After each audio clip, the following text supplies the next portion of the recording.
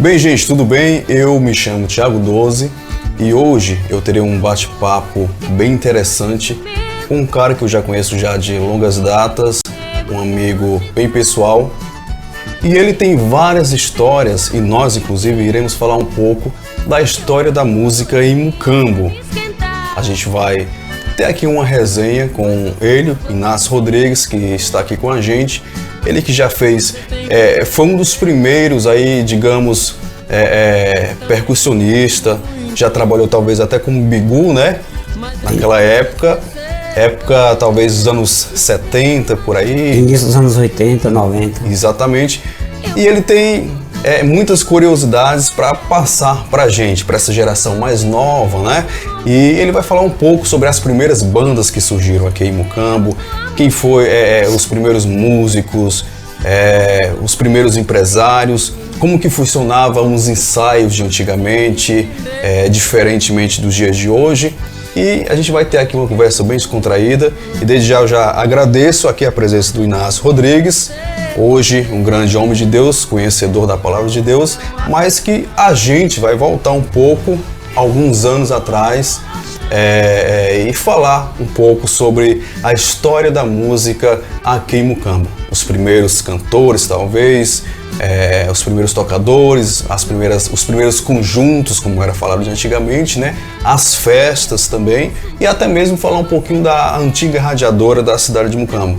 Inácio, muito obrigado pela sua presença aqui com a gente e conte um pouco pra gente sobre a história da música em Mucambo. Eu lhe perguntei agora em off qual foi a primeira banda que surgiu aqui em Mucambo e quem foi os primeiros tocadores aqui em Mucambo. Fica à vontade. Bom dia, Thiago Dose. Bom dia aí, o amado que está na filmagem deste vídeo. Meu irmão, a gente... Lá no início dos anos 80 eu comecei a minha trajetória como bigu, né? Como bigu. Antigo bigu. Hoje eu não sei nem como é que chama, mas sei se é assistente de palco. E eu comecei aos 15 anos de idade. O bigu, para quem não sabe, são pessoas que trabalhavam na parte de... eram os peões de antigamente. Você cuidava de... carregava som, carregava caixa, essas coisas. Mas sempre tive aquele anseio de aprender a tocar instrumento. Aprender um pouco mais. Bateria, percussão. E já no finalzinho dos anos 80, eu comecei a me interessar a tocar bateria e, consequentemente, tocar percussão. Foi onde eu me identifiquei mais, né? Mas... Foi onde você se profissionalizou mais. Isso. O meu instrumento que eu gosto, que eu amo, que eu me identifico é com percussão mesmo. Percussão. E eu comecei minha trajetória como percussionista da banda Status Som. Banda Status Sons, que era de propriedade do Frank Chaves, conhecido como prefeito do Mucambo aqui, o Frank Chaves. Frank Chaves. O Frank Chaves é o que fazia parte, não sei se eu tô falando besteira, mas o Frank Chaves era o que fazia parte da banda Agitadores. O Frank Chaves, ele era componente contrabaixista da banda BR Som de Sobral. BR Som. E ao mesmo tempo ele era dono da banda Status Som, na pessoa direcionada, vamos dizer assim, como o responsável pela banda era o Bendito Lustosa. Bendito Lustosa. E aí, consequentemente, o Frank Chaves sai da banda BR Som e migra para a banda Status Som, e aí é formada uma banda maravilhosa nos anos 80, com o Frank Chaves na guitarra base, o saudoso Chaguinha, do Rafael Arruda, guitarra solo, Geraldo, baterista, Edilson, meu irmão, como cantor, Cícero, e Bendito Lustosa como baterista. O Edilson foi vocalista. Meu irmão, vocalista principal da banda, né? E o segundo era o Cícero, o irmão do Frank Chaves, o Cícero Chaves. Uma curiosidade, o Frank Chaves que você está falando, como eu perguntei anteriormente, é o mesmo que fez parte do Agitadores? Da banda BR Som. Mas não era Agitadores, não? Não, tinha a banda Agitadores e a banda BR Som. Eram duas grandes bandas da época, dos anos 80 em Sobral, né? E o Frank Chaves tocava contrabaixo na banda BR Som. Depois ele parou com o BR Som e veio tomar de conta da banda Status Som, que é de sua propriedade. Né? A banda Status Som, ela ficou em atividade até quando? Mais ou menos? Pelo meu pouco conhecimento, foi até o início dos anos 90, né? 90. 92, 91, 92, por aí. A banda tocava em todo canto aqui, festejo. Toda parte aqui, de Fortaleza pra cá, ela tocava em toda parte. Você como percussionista, qual eram as grandes dificuldades de antigamente? Eu percebo que as bandas de antigamente ensaiavam muito mais, diferente de hoje. Hoje está tudo... Hoje, se quiserem ensaiar já no palco para depois já começar tocando, já tem essa condição. E como que era você como percussionista naquela época? Qual que eram as dificuldades? A dificuldade era desde juntar a própria banda para ensaiar, porque as condições eram poucas demais. Até para isso era dificuldade muito grande, porque tinha que pagar passagem para vir para Mucambo ensaiar. Mas naquela época nós ensaiávamos 3 dias consecutivos.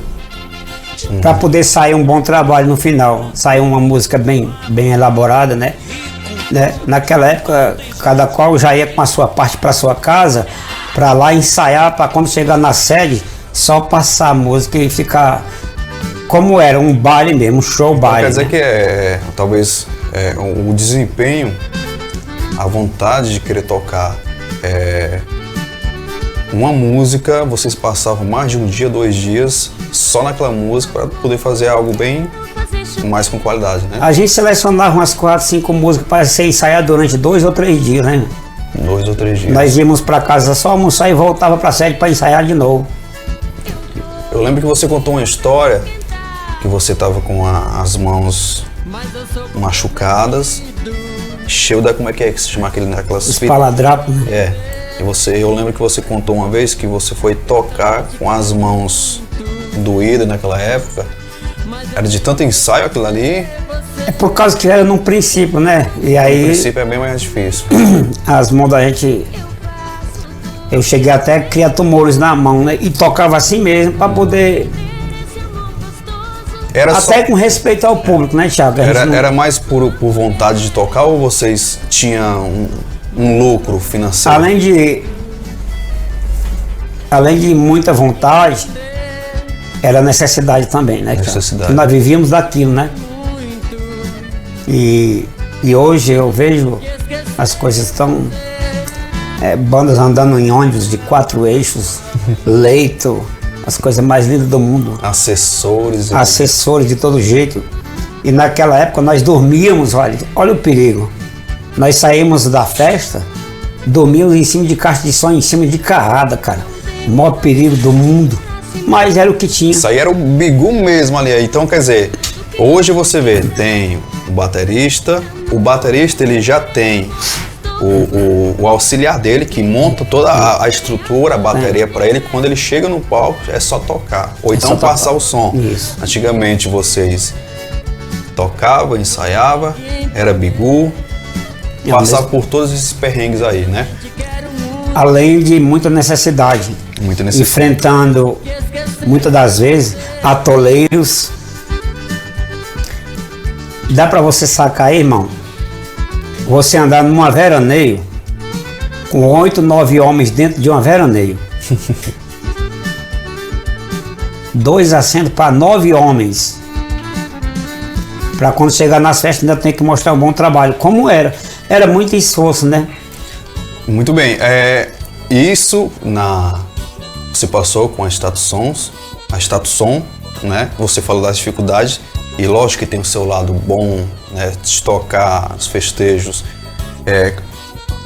Como que era antigamente? Você acha que antigamente, em questão, vamos falar um pouco a questão de briga, essas coisas. Lá antigamente era mais frequente ou era bem diferente do dia de hoje? Antigamente era muito mais perigoso baile. Vi muitas pessoas morrerem, né? Nas festas. Nas festas, muito tiroteio. Já cheguei a Já cheguei a tocar em baile, irmão, que morreu de 3, 4 pessoas. Em Senador Sá foi um caso assim. Um caso, né? Isso lá no 85, 86 por aí. Então tinha suas advências no meio dessas aventuras. Demais, sempre aí. Teve. Hoje está muito bem policiado, hoje tem guarda municipal, tem a própria segurança que os promoventes contratam, né? Antigamente não tinha nada. Eu toquei numa festa com a banda Forrozá em Senador Sá, no município de Senador Sá, que o Porque os caras falavam lá, na época, que era proibido e desarmado. Proibido desarmado, porque lá o negócio era sério. Só pra você ter uma ideia. Era uma festa de ano em ano, tradicionalíssima, né? Se o Espírito não me engano, o município era até Serrota, de Senna do Sá. E nós enfrentamos, além destas coisas... Isso nos anos 90. 80. Nos anos 80, né? Agora essa Forrozá já era 92 na época, A né? banda Forrozá já era 92. Já era 92. De propriedade de Zé Pereira. Zé Pereira. Só que Zé Pereira já vinha bem antes. O Zé Pereira desde os anos 70 que fazia muito show, né? Naquela época era festa, né? Zé Pereira tinha tanta festa que esquecia as datas. Esqueci. Você imaginou um negócio desse? Tinha esse privilégio, né? E não tinha assessoria, não tinha ninguém para marcar. Sabe como é que é, né, irmão? A dificuldade é grande demais. Ele tinha tanta festa, ele era tão solicitado que ele esquecia. Eu pensei que a banda... Quando eu ouvia falar da banda Radar, eu pensei que a banda Radar foi uma das primeiras. Depois veio a Status Som e depois veio a banda Forrozá. Mas a Status Som veio primeiro que a Radar, né? A banda Forrozá, que até antes não tinha nome, ela passou a ter nome nos anos 90. Mas já era com o Zé Pereira. Já era com o Zé Pereira já há muito tempo. Depois de Status Som surgiu lá no final dos anos 70 para início dos anos 80. Eu me lembro como hoje a sede era ali naquela clínica ali veterinária e o menino ficava do lado de fora porque o menino não podia entrar na sede para ouvir eles ensaiarem, né? Isso na época das discotecas, né? Então vocês tinham um repertório grande. Qual era a referência naquela época para vocês? Que repertório que vocês preparavam? Era baseado em quem? Na época, irmão, amigo Thiago, a gente era assim. Iniciava-se os bailes, geralmente era com som solado, né? Tipo Trepidantes e por aí vai, Folhas, alguma coisa assim, Incríveis. Depois entrava mais ou menos em uma hora e meia de rock pop, né? Que era o auge mesmo. Vocês usavam que banda como base, o repertório de vocês? Naquela época lá, que estava indo no auge, mesmo nos anos 80, era RPM, o Traje a Rigor, Paralama do Sucesso, Placa Luminosa, Kid Abelha e por aí vai. Muita gente, né? Muita gente. E a RPM começou a fazer sucesso naquela época em 83 por aí. A 86, né? Isso, quando exatamente. lançou o disco ao vivo, Rádio Pirata. Rádio Pirata era uma febre no Brasil inteiro. A rádio, o RPM naquela época fez tanto sucesso que eles conseguiram colocar nas paradas de sucesso um instrumental que era a Naja. Que, inclusive, nós entrando já na parte a respeito do Grêmio, há relatos, pessoas contam, pessoas que viveram naquela época, que a música Naja era a abertura e encerramento das tertúlias que tinha. Perfeitamente, né? Exatamente. E aí o repertório dele era muito extenso, né? Vocês chegaram a tocar no Grêmio? Muitas vezes.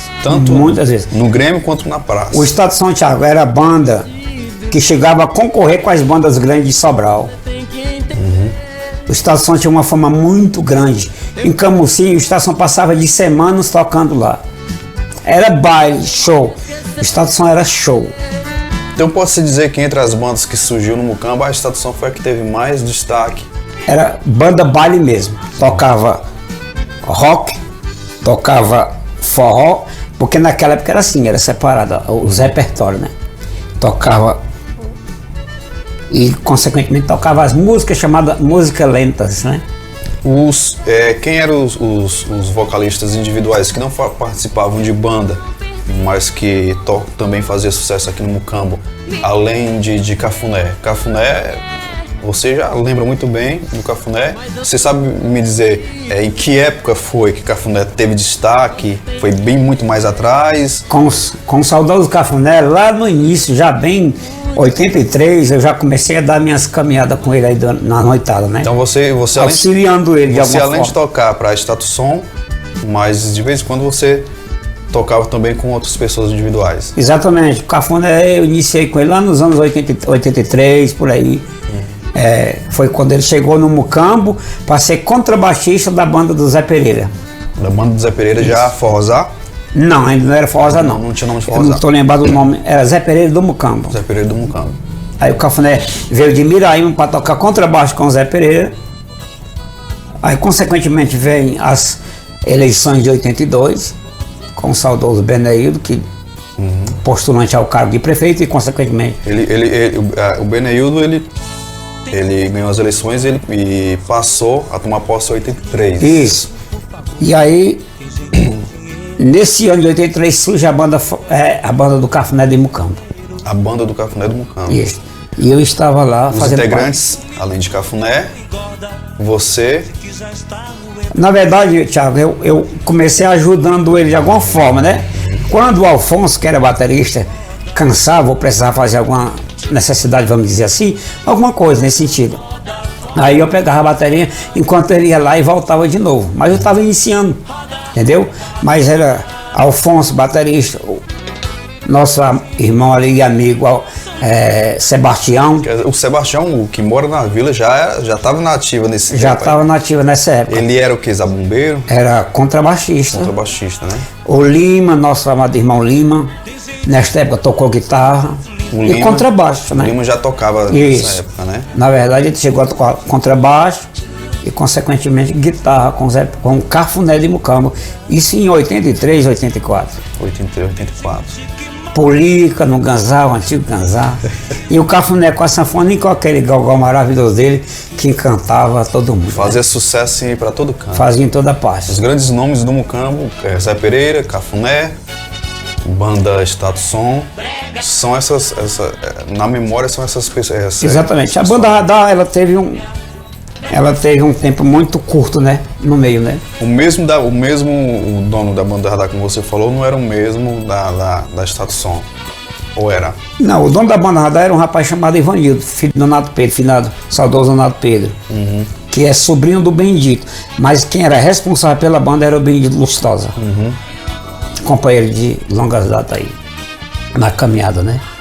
Então são muitas histórias para contar a respeito por que a gente toca nesses assuntos?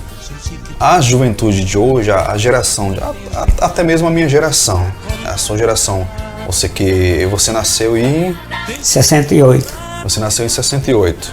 Hoje você está com quantos anos? 53 anos. 53. Eu sou de 89, dia 20 de dezembro de 89. E eu ainda cheguei a acompanhar algumas coisas. Meu tempo era Mamonas Assassinos naquela época. Vocês chegaram a tocar Mamonas Assassinos naquela época? Ou você já estava Não, eu acho que a banda Estação já tinha até encerrado nessa época, né? Já tinha encerrado. Mamonas Assassinos foi em 95, 96, né? 96. Eu lembro que eu morava ali perto da prefeitura, onde antigamente era Cambeba. Isso. Não sei se você lembra. E atrás, na rua atrás, já foi eu lembro que tinha os ensaios da banda Forrozá ali atrás. Isso em 96, mais ou menos. Eu ainda lembro um pouquinho dessa época aí. Isso em 96. A banda Forrozá tinha um ônibusinho, né? Tinha um ônibus. Aí eu não sei dizer até em que época foi que a banda Forrozá ficou na ativa. Mas eu lembro que na política do ano 2000, foi Pombo Branco, Pombo Roxo, no ano 2000, que tinham showmícios. Vocês participavam desse? Tinha showmícios para vocês naquela época? Tinha sim. O Zé Pereira tocou em muitas, né? Muitas aí. E em que gestão naquela época vocês chegaram a se apresentar? Eu cheguei a me apresentar com o Estado Som. Lá no início de 89 para 90, eu cheguei a me apresentar na praça, chamado Forró da Praça. Forró da Praça. Era um palcozinho de madeira que... Tradição. Na época das barracas de palha. As barracas de palha, eu lembro. A iluminação era muito precária. Não existia, época, né? Só, a luminosidade era só dos postes e uma lâmpada ao redor da antiga prefeitura. E que muita hoje gente, muita gente. Gente demais. Naquela época, Thiago, no mês de julho, vinha gente do país inteiro para o Mucambo, né? O pessoal vinha para participar dos festejos daqui. Perfeitamente. E tinha forró todo dia. A banda era contratada para ter forró todo dia. Desse período todo que se passou, você indo, participando dessas bandas, tendo toda essa experiência, você deu uma pausa e foi quando você viajou. Isso. Aí, consequentemente, isso mais ou menos em 93, finalzinho, início de 94. Eu me lembro que em fevereiro de 94 eu toquei meu último carnaval com a banda Radar em Coreaú. Último carnaval. Foi uma tristeza para nós que nós não trouxemos nada, não ganhamos nada. Por quê? Deu quase ninguém. O prefeito da época botou um carnaval de rua lá, nunca tinha colocado. Mas nesse ano, porque existia rivalidade política, sempre é política, né, irmão? E aí o cara, só para atrapalhar o prefeito da época, acho que até Chicantou é o nome do prefeito da época, só para atrapalhar o empresário lá, dono do clube, ele colocou um carnaval de rua, e aí o nosso carnaval não deu ninguém. Isso no ano já se encerrando ali? Isso em fevereiro de 94. Foi meu último carnaval que eu toquei com a banda Radar. E depois, quando você tocou com a banda Radar, você não participou mais de banda? O Geraldo, que era o baterista na época, nós tocamos 3 noites em Sobral, nesta época, e aí o Geraldo chegou para mim e falou assim: Nácio, tem uns caras aí que vem aí para contratar você como percussionista, teu nome tá começando a crescer aí. Aí eu falei: Geraldo, eu parei por aqui, meu velho. A música, literalmente, não dá pra gente viver dela. Eu vou para São Paulo. E o refúgio nosso era São Paulo mesmo. E foi uma viagem maravilhosa que eu fiz e, graças a Deus, até hoje, eu tomei a escolha certa. Bom, e você, quem foi os seus inspiradores e quem trouxe você até a música? Rapaz, Thiago, eu nasci com o dom da música, principalmente no que diz respeito a instrumento de percussão. Toda a vida fui apaixonado por esse instrumento, né? Quem você via? Eu era apaixonado por esse instrumento. Quem você via como inspiração? O que você ouvia para você ir lá e é isso que eu quero?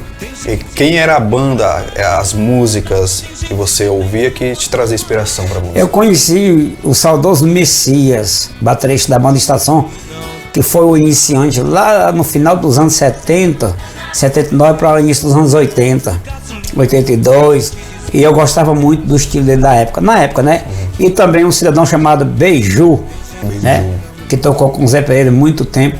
E eu vi ele tocando também. Ele era tocava contrabaixista, mas também tocou uma época baterista e eram as pessoas que me inspiravam. Mas eu nasci com o dom da música, porque quando eu era criança, eu fazia baterias de lata e ninguém me falava sobre música. Eu fazia bateriazinha de lata, com aquelas latas de óleo, a famosa Pajeú, óleo Pajeú, que eram umas latas quadriculadas assim, e os pratinhos eram com aquelas tampinhas de doce. Então, era o chimbal. Isso. Então eu tocava com o meu irmão cantando, o José de Arimatea, que é meu irmão, você não conhece? Eu tocava com ele na praça, lá na frente da igreja católica. O que você ouvia na época que você gostava? Quais eram as bandas de sucesso nacional ou internacional que você ouvia? A Thiago ainda era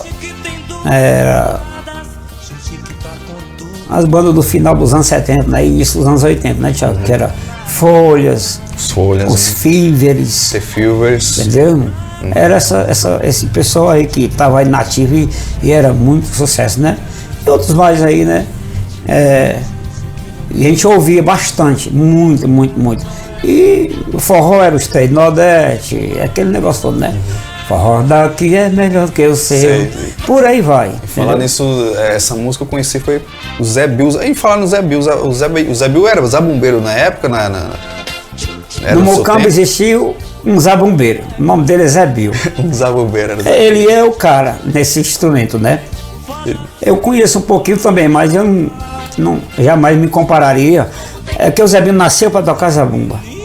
O Zé Bill já acredito que o Zé Bill tem uma idade mais do que você, então o Zé Bill já estava na estrada aí já. O Zé Bill é muito tempo que ele... Mas ele fez muito sucesso na época com o Cafuné, né? Ele foi que deu a oportunidade. Eu acho, se espírito não me engano, ele chegou a tocar até em Itaituba com o Cafuné no Pará. Passaram muitas temporadas por lá. O Zé Bill é o cara no zabumba. Muito bem.